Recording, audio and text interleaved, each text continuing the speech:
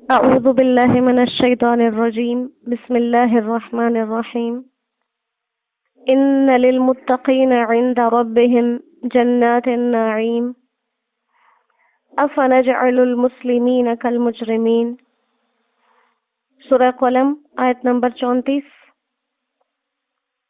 متقین کی صفات بیان کی جا رہی اور ان کو ملنے والے انعامات کا ذکر ہے۔ ان للمتقین، بے شک متقین کے لیے، عند ربہم، ان کے رب کے پاس، جنات النعیم، باغ ہے نعمت کے۔ افنجعل المسلمین، کیا ہم کر دیں گے ماننے والوں کو، کالمجرمین، گناہگاروں کے برابر۔ ما لکم، کیا ہو گیا ہے تمہیں، کیف تحکمون، کیسے فیصلے کرتے ہو۔ ام لکم کتاب، کیا تمہارے پاس کوئی کتاب ہے، فیہ تدرسون، جس میں تم یہ پڑھتے ہو۔ ان لکم فیہ، اور اس میں تمہیں ملتا ہے، لما تخیرون، جو تم پسند کرتے ہو۔ ام لکم ایمان، یا تم نے قسم لے رکھی ہے، علینا، ہم سے، بالغۃ الی یوم القیامہ، جو قیامت کے دن تک پہنچنے والی ہے۔ ان لکم لما تحکمون، کہ تم کو ملے گا جو تم پسند کرو گے۔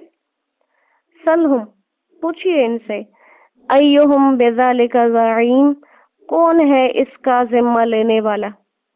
ام لہم شرکاء، یا ان کا کوئی شریک ہے، فلیأتوا بشرکائہم، تو چاہیے کہ لے آئیں اپنے شریکوں کو، ان کانوا صادقین، اگر وہ سچے ہیں۔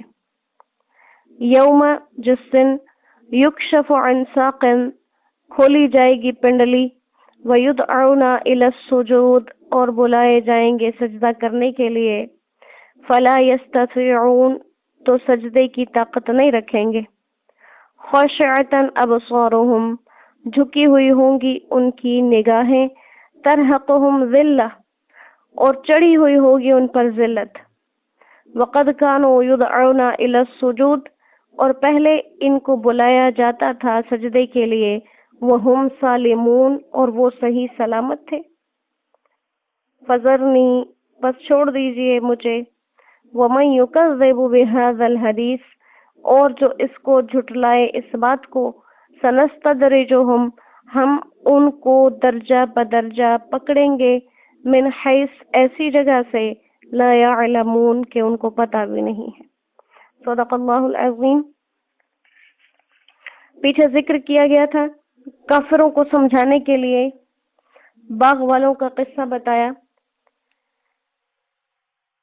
کہ جیسے جب انہوں نے یہ تہیہ کر لیا تھا کہ ہم اللہ کا دیا ہوا یہ مال، یہ رزق کسی کو نہیں لینے دیں گے، تو اللہ سبحانہ و تعالیٰ نے ان کے ساتھ ایسا کیا کہ خود ان کے کام بھی نہیں آیا اور ایسے جل کر سیاہ ہو گیا۔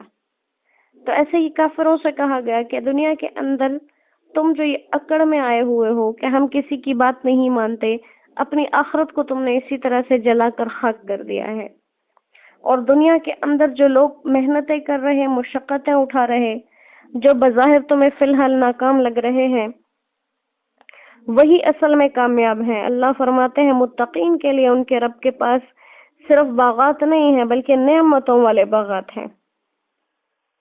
اور اللہ فرماتے ہیں یہ میں نے کیوں کیا؟ افنجعل المسلمین کالمجرمین، کیا میں مسلم ماننے والے فرمانبردار انسان کی آخرت کو، اس کی عاقبت کو نافرمانوں جیسا کر دوں؟ اگر ایسا کر دوں تو پھر تو فائدہ ہی نہ رہا کہ دنیا میں جو انسان اپنی مرضیوں کو مارتا رہا، اپنی خواہشات کو مارتا رہا، اس کو آخرت میں بھی اللہ تعالیٰ بہترین بدل نہ دیں تو انصاف کے تقاضوں کا کوئی فائدہ نہ ہوا۔ تو گویا یہ ثابت ہوا ان آیات سے کہ قیامت کا آنا اور حساب کتاب کا ہونا اور نیک اور بد کی سزا اور جزا، یہ سب ضروری ہے، کیونکہ ہم دنیا میں دیکھتے ہیں عموماً چور، ڈاکو، بدکار، ظالم لوگ نفع میں رہتے ہیں، اور عموماً کوئی چور، کوئی ڈاکو، کوئی سود کمانے والا، کوئی ناجائز طریقوں سے کمائی کرنے والا انسان ایک ہی دن میں اتنا کما لیتا ہے کہ کوئی شریف باحیا انسان اتنی کمائی اپنی عمر بھر میں نہیں کر سکتا. اور ان بدکار لوگوں کو نہ قیامت کا کوئی خوف ہے، نہ اللہ کا کوئی خوف ہے. شریف انسان کو اللہ کا خوف بھی ہے، ان کے اللہ کے ڈر سے ناجائز طریقے نہیں اختیار کرتا، ناجائز کام نہیں کرتا، ناجائز خواہشات نہیں پوری کرتا، اپنے آپ کو زندگی بھر دبا دبا کے رکھتا ہے. جب بھی کسی کام کی طرف دل مائل ہو تو اسے فوراً خیال آتا ہے کہ یہ اللہ کی مرضی کے خلاف ہے. اور اگر کبھی کسی موقع پر اللہ کا ڈر نہ بھی رہے تو پھر برادری اور خاندان والوں کا ڈر، کہ اگر کوئی غلط کام کر دیا تو شرافت ختم نظر آئے گی، حیا ختم نظر آئے گی. لہٰذا ساری زندگی ایک احتیاط پہ چلتے ہوئے گزار دیتا ہے. اور ایک انسان جو اللہ کا نافرمان ہے وہ ساری زندگی اپنی ہی مرضی سے گزارتا جا رہا ہے. تو اب اگر آگے بھی کوئی ایسا وقت نہ آئے جس سے حق اور ناحق میں، صحیح اور غلط میں تمیز نہ ہو سکے، نہ ماننے والوں اور ماننے والوں کو الگ الگ نہ کیا جائے، تو پھر تو گناہ کو گناہ کہنا بیکار ہوا، برائی کو برائی کہنا بیکار ہوا، نیکی کو نیکی کہنا بیکار ہوا، اچھی عادتوں کو اچھی عادتیں کہنا بیکار ہو گیا. کہ ایک انسان جو اپنی خواہشات سے رک رہا ہے اسے کوئی اجر نہ ملے، اور ایک انسان جو ہر طرح سے اللہ کی نافرمانی کر رہا ہے اسے کوئی سزا نہ ملے. لہذا ان چیزوں کا تقاضا ہے کہ کوئی ایسا دن ہو جس میں اللہ کے ماننے والوں اور نہ ماننے والوں کے درمیان فرق کیا جائے، اور وہ قیامت کا دن ہے. اور اللہ فرما رہے ہیں کہ اس دن یہ واضح فیصلے ہوں گے. اللہ فرما رہے ہیں فَنَجْعَلُ الْمُسْلِمِينَ كَالْمُجْرِمِينَ، کیا میں اپنے ماننے والوں کو اپنے مجرموں جیسا کر دوں؟ ایسا نہیں ہو سکتا. اور دنیا کے اندر بھی انسان دیکھتا ہے کہ کبھی اگر کسی غلط انسان کی غلطی ثابت ہو جائے تو اس کو دنیا میں ہی ذلیل و رسوا کر دیا جاتا ہے. تو کسی اللہ کے فرمانبردار انسان کا، اللہ کی ماننے والے انسان کا اور اللہ کے نافرمان کا تو اس دنیا میں بھی اندازہ ہو جاتا ہے. لیکن اکثر اوقات یہاں پر اللہ کے نافرمان قانون سے چھوٹ جاتے ہیں، اور وجوہات بہت سی. کہیں قانون بک جاتا ہے، کہیں ثبوت نہیں ملتے، کہیں مجرم اپنے لیے اتنے طریقے نکال لیتا ہے کہ اپنے آپ کو اس جرم سے بالکل یا صاف ستھرا کر کے نکال لیتا ہے. تو لہذا یہ ہر انسان جانتا ہے کوئی بھی غلط کام کرتے ہوئے کہ یہ کام صحیح نہیں ہے، لیکن کرنے کے عادی اتنے ہو جاتے ہیں کہ پھر اس کے صحیح اور غلط ہونے کی تمیز ہی ختم ہو جاتی ہے. تو یہ اللہ سبحانہ و تعالیٰ اس حقیقت کو واضح کر رہے ہیں یہاں پر، افنجعل المسلمین، کیا میں اپنے ماننے والوں کو اپنے مجرموں جیسا کر دوں؟ ایسا نہیں. ایک دروازہ ایسا ہے جہاں انصاف ہی انصاف ہے، جہاں اچھے اور برے کا کھل کر واضح فرق سمجھ میں آ جائے گا. دنیا میں اپنے آپ کو بچانے کے ہزار طریقے، اللہ کی عدالت ایسی عدالت ہے کہ جہاں سے کوئی بچ نہیں سکتا، جہاں کوئی اپنے غلط کو صحیح نہیں ثابت کر سکتا، جہاں کوئی اپنی غلطی پر دلیل نہیں دے سکتا. تو کہا گیا کہ یہ ایسے لوگ ہیں جن کو ان کی برائیوں کی سزا مل کر رہنے والی ہے. مالکم کیف تحکمون، کیا ہو گیا تمہیں کیسے اندازے لگاتے ہو؟ کبھی تمہارے سامنے بھی اگر ایسا بندہ آ جائے جو تمہاری بات مانتا ہو، اور ایسا بندہ آ جائے جو تمہاری بات نہ مانے، تو تمہاری نظر میں کیا اس کا رتبہ برابر ہوتا ہے؟ ہرگز نہیں. کہا یہ کوئی تمہارے پاس کوئی ایسی کتاب ہے جس میں یہ باتیں پڑھ لیتے ہو کہ نہ ماننے والے اور ماننے والے برابر ہیں؟ کیا تمہاری وہ کتاب ایسی ہے جس میں صرف تمہاری پسند کی باتیں لکھی ہوئی؟ یا کیا تم نے ہم سے قسمیں لے رکھی ہیں کہ جن کا پورا کرنا ہمیں قیامت کے دن ضروری ہوگا، کہ قیامت کے دن بھی جو تم اپنے لیے پسند کرو گے وہ تمہیں ملے گا؟ اور کہا گیا کہ ان سے پوچھئے ان کے اس دعوے پر کون ذمہ دار ہے کہ ان کو قیامت کے دن بھی فائدہ ہی ملے گا. ام لہم شرکا، یا ان کے اس دن میں کوئی شریک ایسے ہیں جن کی بات چلتی ہو، تو پھر تو اپنے ان شریکوں کو لے آئیں اگر یہ اپنے وعدے میں سچے۔ آگے ایک بہت بڑی بات کا ذکر کیا جا رہا ہے اور بہت بڑا سبق ہے ان لوگوں کے لیے جو دنیا میں اللہ کے آگے نہیں جھکتے۔ اللہ ہمیں اس ذلت اور اس رسوائی سے دنیا اور آخرت میں حفاظت عطا فرمائے۔ یوم یکشف عن ساق، جس دن پنڈلی کھولی جائے گی، یہ اللہ سبحانہ و تعالیٰ کی کوئی تجلی ہے، اور اس قسم کی تحقیقات میں پڑھ کر وقت کو ضائع کرنا صحیح نہیں، کیونکہ اللہ نے اس چیز کو مطلقاً بیان کیا تو اس پر مطلقاً ایمان لانا ضروری ہے۔ جیسے قرآن کریم کی دوسری آیات سے یہ ثابت ہے کہ آسمان، ساتوں آسمان اس کی مٹھی میں ہوں گے، تو اس طرح کی جو آیات ہیں ان پر ویسا ہی ایمان رکھنا ضروری۔ تو جس انصاف کی تجلی ہوگی، پنڈلی کی تجلی ہوگی، وَيُدْعَوْنَ إِلَى السُّجُودِ، اور لوگ بلائے جائیں گے سجدے کی طرف، تو یہ لوگ جو دنیا کے اندر سجدہ نہیں کرتے تھے،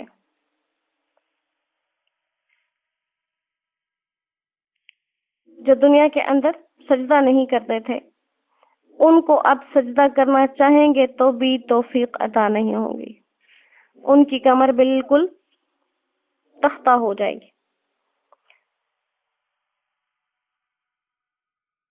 تو دنیا کے اندر جو لوگ یا تو سرے سے نماز نہیں پڑھتے تھے، یا جو نماز تو پڑھتے تھے لیکن ریا اور دکھلاوے کے لیے پڑھا کرتے تھے، یا کبھی کرتے کبھی نہیں کرتے، ایسے لوگوں کے بارے میں یہ چیز ہے کہ وہ وہاں پر میدان حشر میں سجدہ نہیں کر سکیں گے۔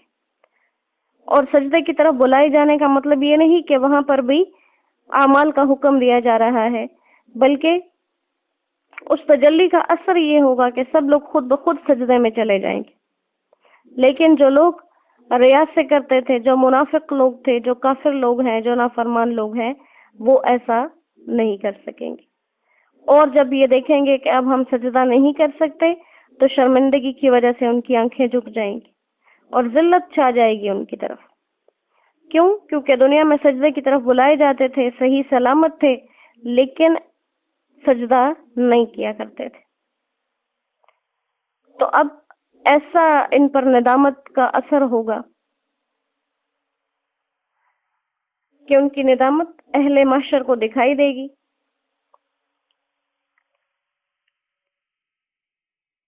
اللہ تعالیٰ اس دن کی ذلت اور اس رسوائی سے ہماری حفاظت فرما دے۔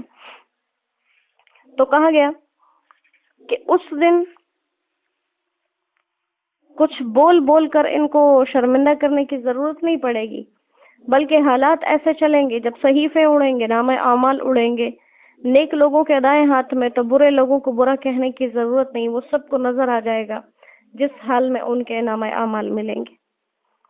جب اعلان ہوگا کہ مجرم آج الگ ہو جائے تو کوئی چھپ نہیں سکے گا، خود بخود مجرم سب کے سامنے آ جائیں گے۔ اور سب سے بڑی چیز، جب ساق کی تجلی ہوگی تو خود بخود اچھے لوگ سجدے میں گر پڑیں گے اور یہ نافرمان سجدہ بھی نہیں کر سکیں گے۔ جیسے دنیا میں کوئی انسان کتنا بھی گنہگار کیوں نہ ہو، لیکن کہیں پہ دیکھے کہ 10 لوگ بیٹھے ہیں اور 10 کے 10 نماز پڑھ رہے، تو یہ بھی اٹھ کے الٹی سیدھی نماز اپنی پڑھ لیتا ہے، اپنے آپ کو شرمندگی سے بچا لیتا ہے کہ ہم نماز نہیں پڑھتے۔ لیکن وہاں ایسا نہیں ہوگا، وہاں یہ بہت بڑی ذلت ہے، یہ بہت بڑی رسوائی ہے کہ جس پروردگار نے ہمیں پیدا کیا، جب اس کی تجلی ظاہر ہو تو انسان اسے سجدہ نہ کر سکے۔ اللہ ہمیں اس ذلت سے، اس رسوائی سے حفاظت ہمیں عطا فرمائے۔ پھر بعض لوگوں کو یہ لگتا تھا کہ ہم جو آپ صلی اللہ علیہ وسلم کی تکذیب کرتے ہیں، جھٹلاتے ہیں آپ کو، تو آپ کی طرف سے آنے والے جو عذاب کے وعدے ہیں، جب وہ عذاب ہم پر نہیں آ رہا، گویا اس کی دلیل یہ ہے کہ ہم لوگ حق پر ہیں، اسی لیے ہم پر عذاب نہیں آتا اور ہمیں چھوٹ ملی ہوئی ہے۔ اور وہ بار بار مطالبہ بھی کرتے تھے کہ جو عذاب آپ کہتے ہیں ہم سے، وہ عذاب ہم پر لے آئیں، اگر آپ عذاب لانے پر قادر ہیں۔ تو آپ صلی اللہ علیہ وسلم کے قلب مبارک کو اس بات سے تکلیف پہنچتی تھی، اور غالباً آپ نے کبھی دعا بھی کی ہو کہ ان لوگوں پر عذاب کیوں نہیں آ جاتا، تو اللہ فرماتے ہیں کہ مجھے اور ان لوگوں کو جو یہ عذاب کے مطالبے کرتے ہیں ہمیں چھوڑ دیجئے۔ چھوڑ دینے کا مطلب کیا ہے؟ کہ آپ ان کے لیے عذاب کی طلب مت کریں، کیونکہ ہم ان کو ایک دم سے نہیں بلکہ آہستہ آہستہ درجہ بدرجہ اس طرح سے جہنم کی طرف لے کر جا رہے ہیں کہ خود ان کو خبر بھی نہیں ہے، اور میں ان کو ایک ایسی مہلت دیے ہوئے ہوں جس کو یہ اپنے لیے بہتر سمجھ رہے، حالانکہ یہ مہلت ان کے لیے بہتر نہیں ہے بلکہ ان کے لیے ہلاکت کا ذریعہ ہے۔ تو کوئی انسان جو دنیا کے اندر، یہ حدیث مبارکہ کا مفہوم ہے، اگر کسی انسان کو دنیا کے اندر اس کی بے تحاشا نافرمانیوں کے باوجود، کھلے عام اس کی سرکشیوں کے باوجود مہلت ملی ہو، اس کی دنیا دن بدن بڑھ رہی ہو، اس کے مال اسباب میں اضافہ ہوتا ہو، تو سمجھ لو کہ اس کا استدراج ہو رہا ہے، یعنی اللہ اس کو درجہ بدرجہ جہنم کے لیے تیار کر رہے ہیں۔ جیسے ایک انسان نافرمان ہے، اس نے ایک نافرمانی کی، پکڑ نہیں ہوئی تو اس کا حوصلہ بڑا، مزید کر دی، کرتا گیا یہاں تک کہ اس کے دل سے صحیح اور غلط کا فرق بھی ختم ہو جاتا ہے، وہاں پھر اللہ کی پکڑ آ جاتی ہے، پھر توبہ کی مہلت نہیں ملتی۔ تو اللہ کریم ہمیں ان حالات سے اپنے حفظ و امن میں رکھے، ہر لمحہ اللہ اپنی محبت والا ڈر اور خوف ہمارے اندر جاری رکھے کہ ہم کوئی بھی اس کی نافرمانی کا کام کرنے سے رکے رہیں، اور اللہ تعالی ہمیں دنیا اور آخرت کی ذلت سے، رسوائیوں سے اپنا حفظ و امن عطا فرمائے، ایمان کی سلامتی کے ساتھ ہمیں زندگی اور ایمان کی سلامتی کے ساتھ ہی اللہ ہمیں اس دنیا سے جانا نصیب فرمائے۔ وآخر دعوانا ان الحمد للہ رب العالمین۔